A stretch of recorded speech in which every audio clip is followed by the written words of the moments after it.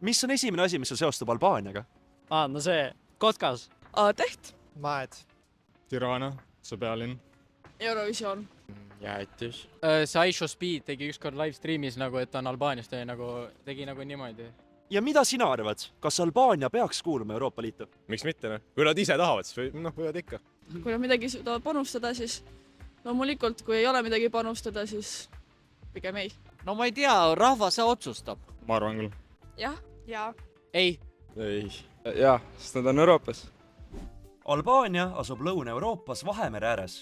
Kui Eesti liitus Euroopa Liiduga 2004. aastal, siis Albaanias sai EL-i kandidaatriik 10 aastat hiljem, aastal 2014. Albaania on Montenegro kõrval teine kandidaatriik, kelle liitumine EL-iga aastaks 2030 on realistlik. Albaaniasse saab reisida viisavabalt. Viimas 4 aasta jooksul on Erasmuse programmi õpirändes Albaania EL-i vahel osalenud 11 500 inimest. Aga mida arvad sina? Kas Albaania on valmis ja sobiks Euroopa Liitu? Jaga oma arvamust kommentaarides.